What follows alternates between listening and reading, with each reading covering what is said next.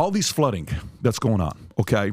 We're seeing it all over the world. New York, terrible situation, right? You got Libya. I'll read a couple of these stories here. Climate change and NYC. Historic rain buckles cities' infrastructure. Again, this is an NBC story talking about severe storm with over 7 inches of rain in less than 24 hours wreaks havoc in New York City. Rob, if you can find a video without audio to just play it, inundating streets and crippling transportation system, highlighting the city's vulnerability to climate change-driven extreme weather. Look at that part is very. Whoa. That's like, New York. Yeah, people were walking in that. Yeah, I mean, it just doesn't make Look any at that car. Yeah, That doesn't make sense. any sense. And then, by the way, another one here in Las Vegas.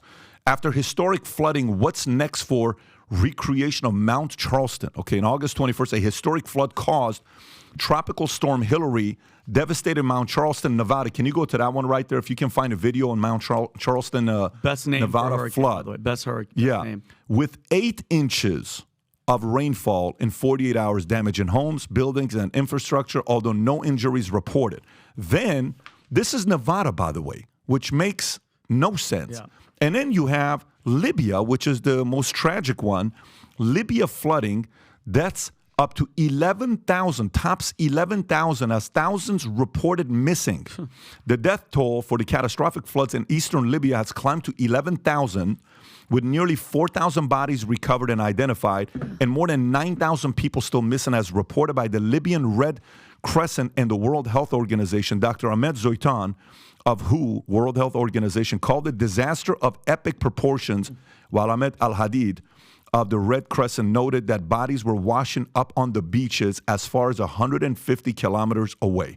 And FYI, there's flooding going on in a bunch of different places that we can show as well. It's 8 different big floods going on around the world at the same time. Mm-hmm. So what's the reasoning behind it? Is it one, it's God is upset and, you know, he is upset with what we're doing with his kids. He's upset with what we're doing, what's been given to us. Is it Mother Nature? Is it climate change? Or the fact that it's all happening at the same time, an agenda that's taking place? I asked this question on Monday morning with my C-suite executives just to spark conversation. What are your thoughts on what's going on with this? What's the reason behind it? This is actually a story that I actually follow pretty closely because I'm born and raised in Miami. We've been dealing with flooding forever, especially in Miami Beach and South Beach. It floods. We're on the bay. We're near the ocean. The bay overflows, especially in the canals. The streets get flooded. What we've done in Miami is we've raised the streets. Like literally, they bring the street up 5 feet. So if you look at the cities that are the most vulnerable to flooding, here's Insurify, because I trust insurance companies because they actually have to pay out, just kind of like how Vegas has to pay out when there's odds. Miami, on a score of 1 through 100, 100. Wow. Number 1 city in America. And there's 3 states that are basically affected by flooding in the United States. There's Miami, Florida. There's Hialeah there. There's Hollywood, Florida, which is 10 minutes south of us where we did the vault. And I believe Tampa's on this list. Then you have New York, Brooklyn, New Jersey City, all basically outer boroughs of New York City. And then you have certain cities in Texas. So in the United States, the cities that should be the most focused on this, I assume, are, right? Miami's taking action. I have no clue what New York is doing. I don't know what Eric Adams is doing. Sure. Certainly don't know what Bill de Blasio was doing. I know that Bloomberg was doing all right. And obviously your people down in Texas are doing their thing. But when it comes to cities most vulnerable in the world, nobody is taking it higher than in China, India, and I believe it's Indonesia, but Southeast Asia.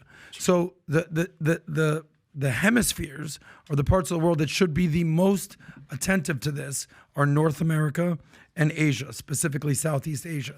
But if you want to go Tom Ellsworth and get some stats here, the temperatures have risen by an average of 0.14 Fahrenheit per decade since 1880. Why 1880? Because that's post-industrial revolution, right? Which was late 1700s, American Revolution, to basically almost the Civil War, where basically machines took over handwork, persons versus machines. So this is what concerns Gen Z, which I understand, especially if this is all they hear. So since the Industrial Revolution, temperatures have risen 2% degrees Fahrenheit hotter, okay? That's overall. The rate of warming since 1980, however, is 2 times as rapid, 0.32 per decade. 2022 was the warmest year ever on record. We'll see where 2023 finishes. We're not done yet. And bottom line is the 10 warmest years on historical record have all occurred since 2010. So the question is not, is the globe getting warmer? It certainly is, if you believe science and trust the science. And all this information, if you want to fact check me, is at the NOAA, the National Association of Atmospheric Administration, .gov. But to what extent is human activity in this, right? So we've seen it since the post-industrial revolution, machines, the fogs, cars, airplanes. We see that. You have Leonardo DiCaprio's of the world and the people flying to Davos while they're saying global warming. Yeah. So to what extent is human activity? But the bottom line is it's expected to go 5 degrees Fahrenheit higher by the end of the century. So is this something that I think about every single day, my demise? No. I kind of want to work, kind of want to live my life, kind of do my thing. But when I'm driving in the streets of Miami and it's flooded, it's kind of hard not to pay attention to what's going on. So, Tom, what do you think is going on here? The Earth has had cycles, and these cycles have come and gone. You know, archaeologists, why do we always find old civilizations under 6 feet of dirt? Because something happened and it flooded and it covered them up. Now, is that to say that, you know, all the pollution that we create is good? No, less pollution in any form would be better. But are we dramatically driving 100% of what we see? No, I don't think so. I think the Earth's had its cycles. We have a cycle that's going on now. We've had ice ages that came and go. And, you know, if the caveman had CNN, they would have been worried about global cooling for several centuries. So are we having an impact? Sure, man is having something of an impact. But I think there's also cycles that happen, and you can look back in history and kind of see the way structures of Earth and geology have changed from time to time. There have been cycles. Liz. I think I would probably take a little more pragmatic approach to it. So you mentioned the temperature difference between 1880 and now. Well, 1880 is the year that we started tracking global temperatures. So it's not that since 1880 we've seen all these changes. That we didn't track temperatures before that. So it's not really quite fair to compare that. I think infrastructure and the increase in infrastructure, especially in the United States, plays into it. I mean, if you want to use New York as an example, their sewer system for sewer water are made of clay pipes that haven't been replaced in like 100 years. Obviously, their infrastructure is crumbling. Their infrastructure is also, like, if you look at the skyline of New York City now compared to 100 years ago, it's much different, right? So as we continue to build, look at Miami, for example. You've seen those before and after pictures of Miami. As we continue to build up infrastructure in these cities that are on the coast or are vulnerable to storms, that's obviously going to cause greater damage because we've chosen to build there. I'm skeptical of the claims made by the climate alarmists that say that the Industrial Revolution and CO2 and fossil fuels are responsible for this, because I don't think that they give, I think that they lose some credibility when they don't also state what the positives for humanity have been for these things. And they've had so many of their predictions debunked, even since like the 1980s. These climate alarmists have told us that we're gonna have states falling off, that polar bears are gonna die, that Greenland's gonna be covered in water, and none of the things that they've said. I mean, 5 years ago, Greta Thunberg said we were gonna be dead by now, and we're not. They're not really very credibly science-based people. So I suspect that there's an agenda behind the alarmism, because that is what ruling class typically does, is they try to spark fear in the hearts of people in order to push an agenda. It's pretty clear what their agenda is, whether it's coming from AOC or from the World Economic Forum. They really want to move us towards a more socialist economy just based on fear. So Liz, let me ask you this, because you made some fair points, especially, you know, where'd Greta Thunberg go to school? Yeah. For this? She did. Oh, she's not. She's 14. She just laughs every time she gets arrested. So she's certainly used as a pawn by whoever is pulling the strings, no doubt.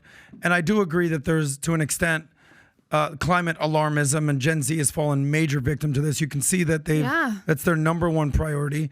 It's the number one fear. My question is, you also made a valid point about the Industrial Revolution, 1880, but how do you explain the last 10 years have been the hottest ever? So I get the 1880, but how do you explain the last 10 years?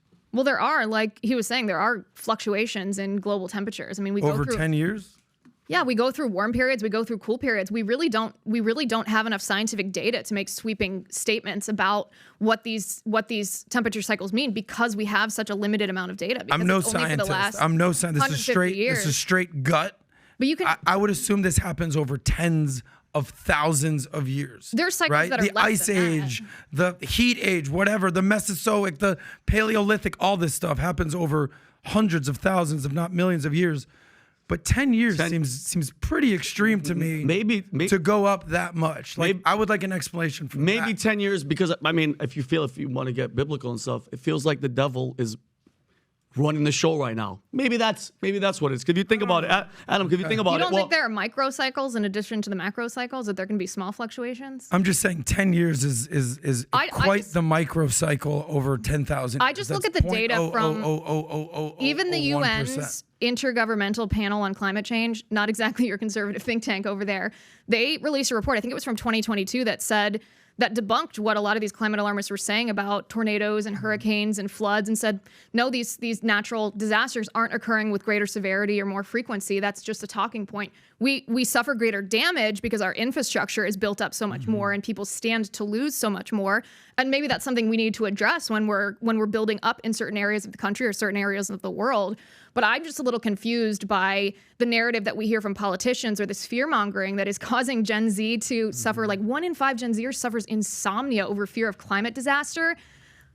I'm confused about why we are telling Gen Z that we are going to die based on climate alarmism when even the most leftist organizations like NOAA, the National Oceanic and Atmospheric Association, or the UN are saying actually what these climate alarmists are claiming about natural disasters isn't true. But Liz, doesn't this come down to two things? It's number one, is there alarmism and activism and fake news going on about this issue? Yes. But is it an issue? I also say yes.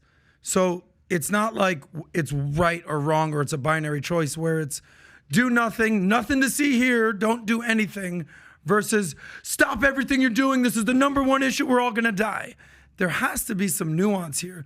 Even Tom, who's the professional fact checker, said there's cycles, but you also said to some extent man-made. To how much extent do you think? No, I said, if you're going to argue with me about CO2, I'll say, okay, anytime we pollute lakes and air less, that's good. Yeah. Right? I agree with that. But I'm not saying it's correlated. And what's very, very interesting, she brought up about NOAA. NOAA got caught with their pants down 11 years ago on modifying the data, number one. Kofi Annan got caught with his pants down saying, well, this is really about economic redistribution. That the climate change argument at the UN level is about economic redistribution from the rich countries to the poor countries.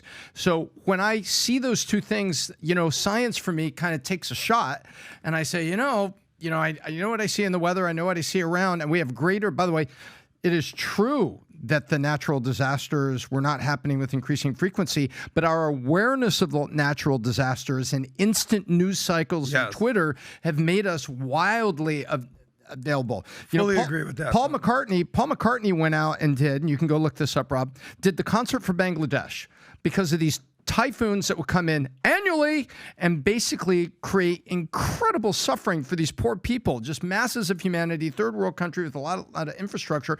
And by the way, you had people like me that were going to college going, I didn't even know about this. Why didn't we know about it?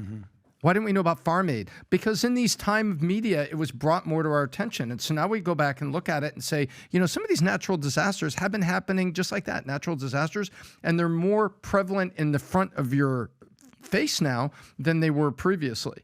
And then you have NOAA and people caught with their pants down. That kind of takes credibility away from me. I'm like, so we're going to use climate change as this bludgeon for economic redistribution. And speaking of government and them having their way with it, you guys have all heard of weather modification, right? It's an act of intentionally manipulating or altering weather. The most common is called cloud seeding, which increases rain or snow, usually for the purpose of increasing the local water supply, which if you can control the weather, who knows what the hell they do? Because and then this says you could use it for damaging weather against the enemy as a tactic of military or economic warfare, like Operation Popeye, where clouds were seeded to prolong the monsoon in Vietnam. So I don't know, bro. If the government can control weather and do what they want, and they want to push an agenda of climate change, and it starts pouring raining in New York, I've never seen that bad. I'm from New York. Never ever since I've seen it that bad. And infrastructure, this administration ran on infrastructure. It's how bad is it lacking? Where the streets of New York, just on a downpour like that, shut down the whole city. I have a question for you, Adam. So one of the things that I think is interesting, and I like having these conversations with good faith people, even when we don't necessarily come at it from the same perspective, but one of the ways that I differentiate between science and ideology is whether there's demonstrable proof that substantiates a claim, right? Versus just presenting an unfalsifiable claim.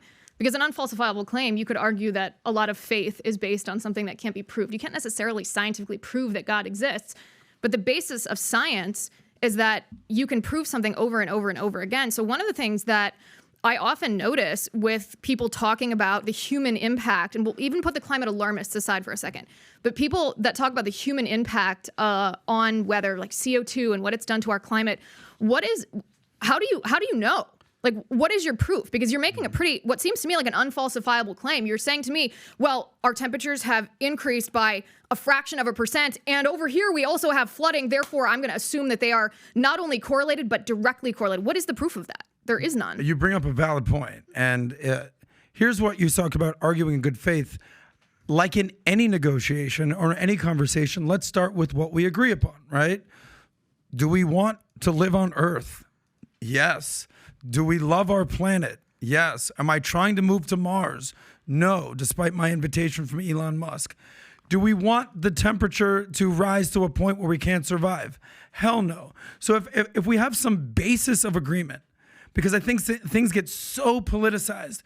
You love the Earth. I hate the Earth. You hate it's like, no, that's not what it is. I just want to know what the proof is, because you'd think if human behavior, especially like fossil fuels and CO2, were a direct cause of even the increase in temperature that led to an increase in severity and frequency of storms, then you would see that data. And yet the data shows that there is not an increase in frequency and severity. So it seems to me that undercuts the claim. And I'm just wondering what substantiates that claim. Otherwise, it's just ideology, right? PBD is all about debates and discourse, conversation. The conversation you had a week ago with the Muslims and the Christians was fantastic. I know you said you want to do more of those. What have you done, or what are your thoughts on having this type of debate? I know we've had climate people on, but have you had this debate? She's asking you a very good question, by the way, just so you know, and I think she's waiting for an answer. But I will say this to you. Okay. What I'll say to you is, we've always, Rob and I, will invite people to debate people from the other side who say, no, it's not as catastrophic as you make it out to be. The people that are fully convinced climate change is real don't want to do the debate. Don't know why. The same experience I had during COVID. The people that said, why don't we look at other options for COVID? Why don't we question why there's certain challenges with the vaccine? The people that said, no, you got to take the vaccine no matter what, never wanted to debate the other people that were doing research. Again, I don't know why. What I've learned, the same reason why I brought up Newsom the other day, I said, look, I respect the fact that Newsom's willing to go and sit down with Hannity. And, you got some people on the right that are not willing to go sit down with anybody else on the left, or Obama never came and sat down with anybody on the right. I respect anybody that's willing to do the debate. You got to respect that. But on the climate change side, this side doesn't like to debate with the other side. I don't know why. So if you like this clip and you want to watch another one, click right here. And if you want to watch the entire podcast, click right here.